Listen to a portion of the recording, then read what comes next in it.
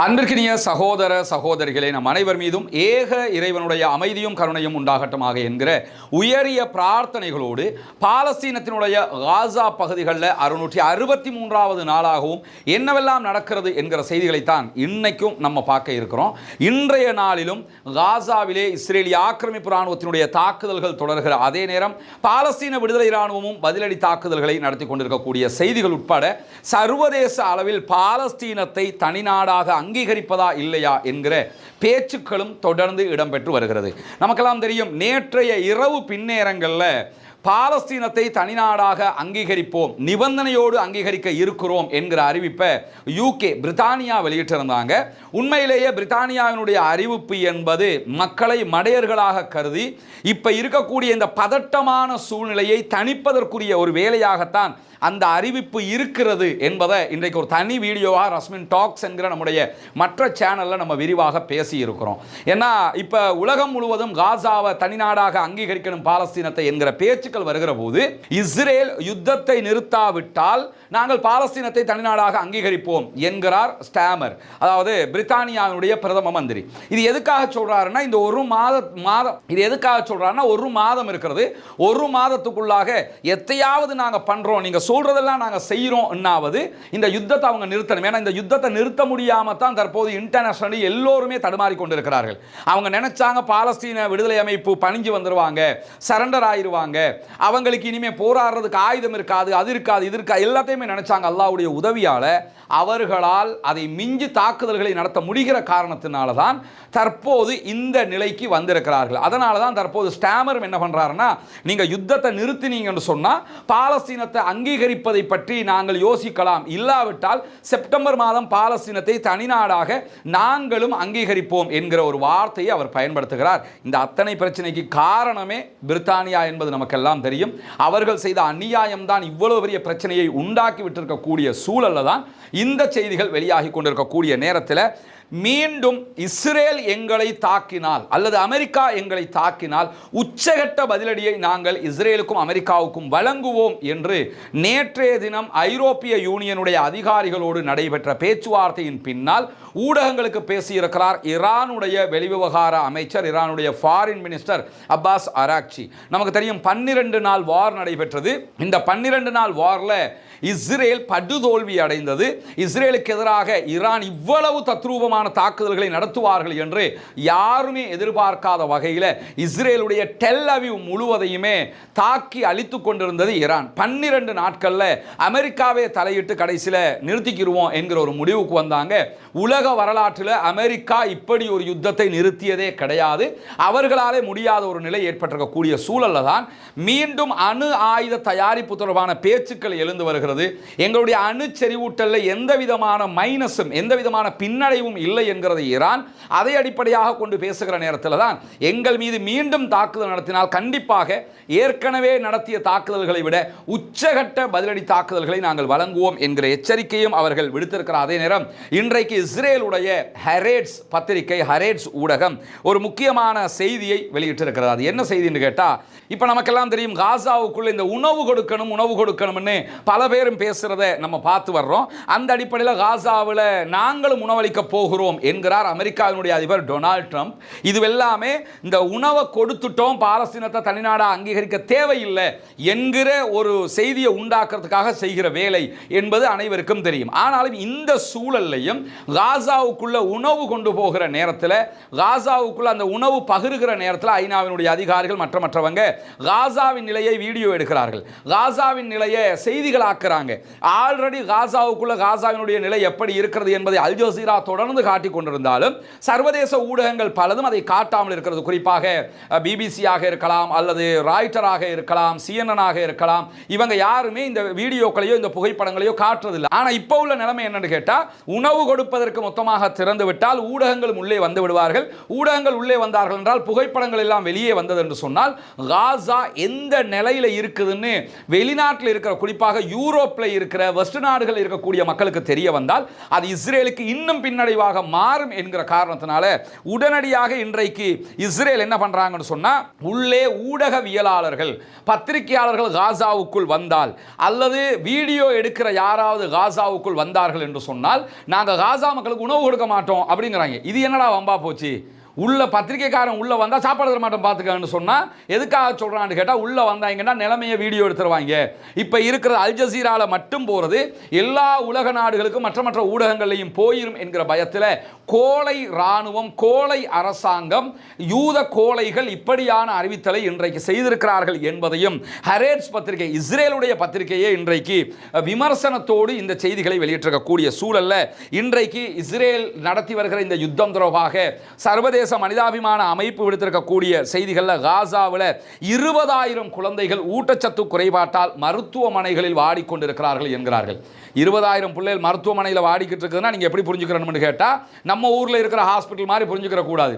டென்ட்டுக்குள்ள, கூடாரத்துக்குள்ள, வெயிலில், இந்த மாதிரி இதுதான் மருத்துவமனை. அங்கே மருத்துவமனை எல்லாமே அழிக்கப்பட்டிருக்கிறது. அங்கே மருத்துவமனைன்னு நம்ம ஊரில் இருக்கிற மாதிரி மருத்துவமனைகள் எல்லாம் கிடையாது.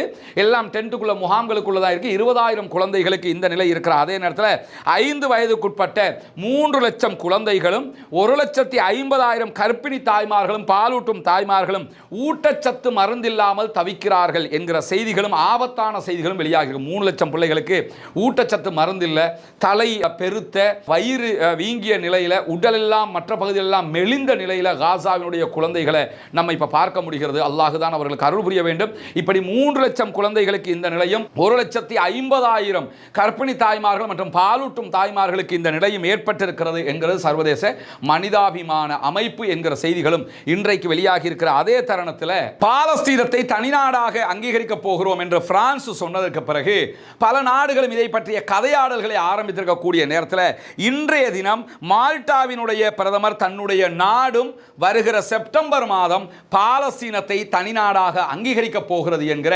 பகிரங்க அறிவிப்பை விடுத்திருக்கிறார். அவருடைய அறிவிப்பு இந்த ஸ்டாமரை போல, பிரித்தானியாவுடைய பிரைம் மினிஸ்டரை போல பூசி மொழிவி மக்களை ஏமாத்துற மாதிரி அந்த மாதிரி அறிவிப்பு அவர் விடுக்கல.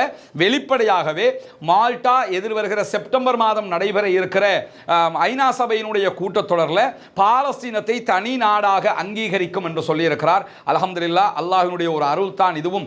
இன்னும் ஒரு நாடு, இதுவரைக்கும் ஐநாவில் உறுப்புரிமை பெற்றிருக்கக்கூடிய 193 நாடுகளில் 140க்கும் மேற்பட்ட நாடுகள் பாலஸ்தீனத்தை அங்கீகரித்திருக்கிறது. அதாவது 3/2 பெரும்பான்மை அங்கீகாரம் பெற்றிருக்கக்கூடிய நேரத்தில் மால்டாவும் தற்போது பாலஸ்தீனத்தை தனிநாடாக அங்கீகரிப்பதாக அறிவித்திருக்கக்கூடிய சூழல்ல பிரித்தானியாவினுடைய மிகப்பெரிய யூதர்களுடைய அமைப்பாக செயல்படக்கூடிய யூத பிரதிநிதிகள் வாரியம் சற்று நேரத்துக்கு முன்பதாக ஒரு செய்தியை விடுத்திருக்கிறது. அதில் அவங்க என்ன சொல்றாங்கன்னு சொன்னா, தி கார்டியன் வெளியிட்டிருக்கக்கூடிய செய்திகளில் காசாவுக்குள்ள உதவிகளை அனுமதிப்பதற்கு உடனடியாக ஏற்பாடுகள் செய்ய வேண்டும்.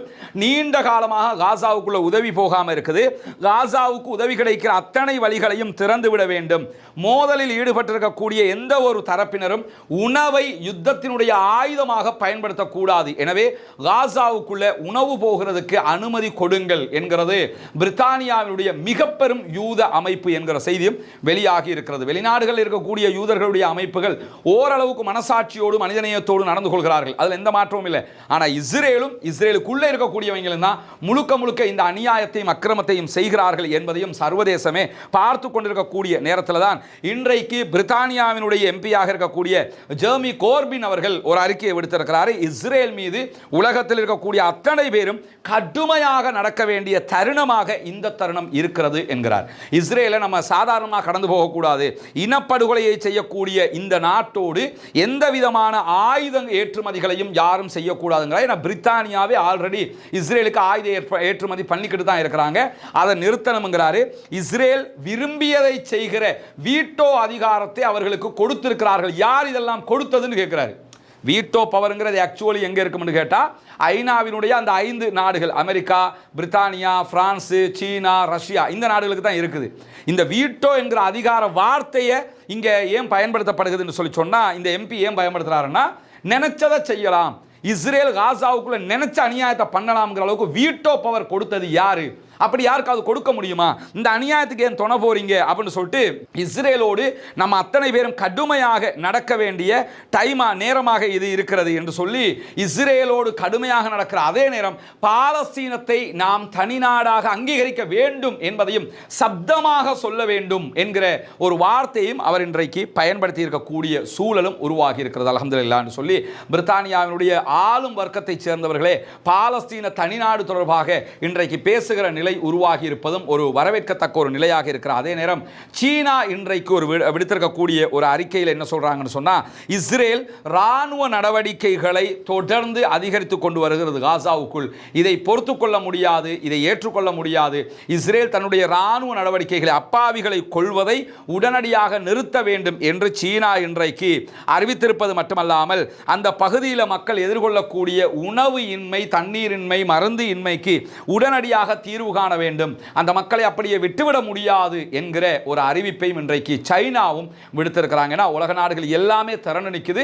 சைனா மற்ற நாடுகளோடு ஒப்பிடும்போது அமெரிக்கா, ரஷ்யாவுக்கு ஈக்குவலாக இருக்கக்கூடிய ஒரு நாடு. அவர்களும் இன்றைக்கு இப்படியான ஒரு அறிவிப்பை விடுத்திருக்கக்கூடிய சந்தர்ப்பத்தில் தான் இன்றைய தினம் மேற்கு கரை வெஸ்ட் பேங்க்ல இருக்கக்கூடிய ஜெனின், நப்லஸ், ஹெப்ரான் ஆகிய பகுதிகளையும் இஸ்ரேலிய ஆக்கிரமிப்பு ராணுவம் தாக்குதல்களை நடத்தி வருகிறது. அங்கிருக்கக்கூடிய அப்பாவிகள் மீதான தாக்குதல்களை நடத்தி அவர்களுடைய வீடுகளை அழிக்கக்கூடிய வேலைகளையும் அவர்கள் செய்து வருவது மட்டுமல்லாம இன்றைக்கு புனிதமிக்க மஸ்ஜிதுல் அக்ஸாவுக்குள்ள டசன் கணக்கான இஸ்ரேலியர்கள் போலீஸ் பாதுகாப்போடு உள்ளே நுழைந்து அவர்களுடைய தல்முதிக் என்கிற யூத வணக்க வழிபாட்டை செய்திருக்கிறார்கள் பலவந்தமாக என்கிற செய்திகளும் வெளியாகி இருக்குது.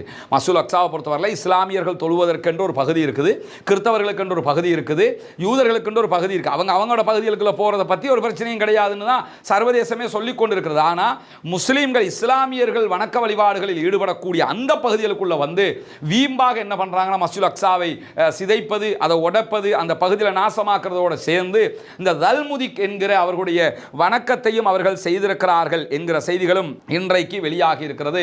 இதையெல்லாம் அரபு நாடுகள் பார்த்துக்கிட்டு தாங்க இருக்குது.